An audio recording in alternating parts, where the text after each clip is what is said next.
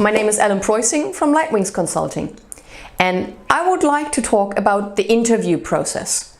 If you look into Google, there's a lot of information for the job seeker.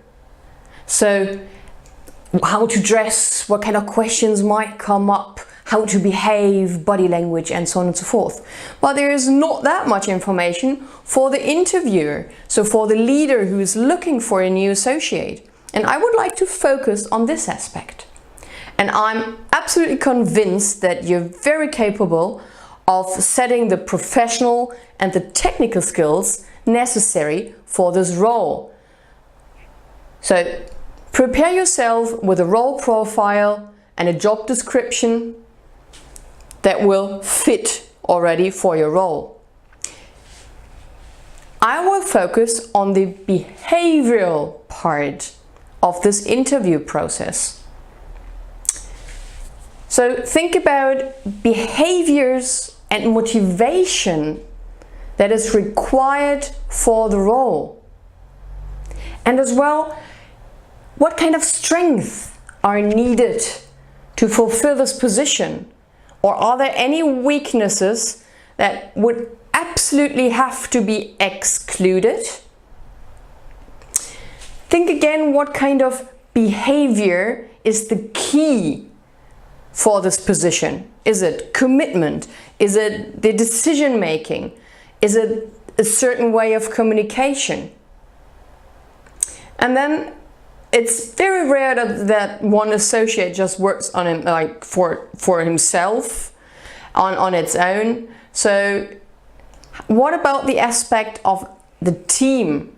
Does he fit into the team? Does he fit into the organization?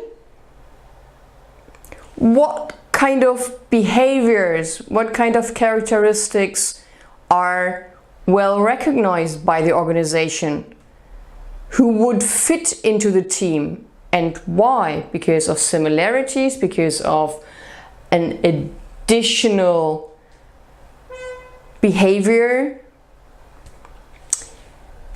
It is the best way to write down these critical success factors.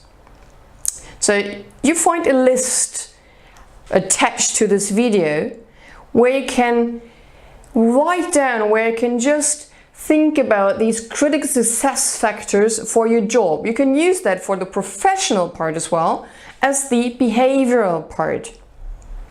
For instance, if you are trying to hire a master or a postdoc position, you would probably like to have a person with a superior mental capacity who's able to communicate well and has a certain sense for analytical thinking, is critical to publications, to certain research. Really think about it, take this list and do this before you go into the interview, because gut feeling is good, no doubt about that, but it's not enough to hire the right candidate.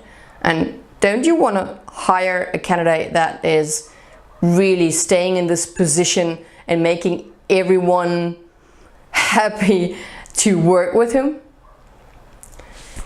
There's one possibility as well. If you have already someone working in this kind of environment who's doing some similar work and who's very successful in this position, you might want to look at this person and take his behaviors to add them to the list. And if you're not absolutely sure about that, there's always a good senior leader who might be able to help you with his experience to prepare for your interview well. So I'm looking forward to see you soon when I'll be talking about the questions you might ask during the interview process concerning the behavioral part. And so long, I wish you fun with preparing your interview.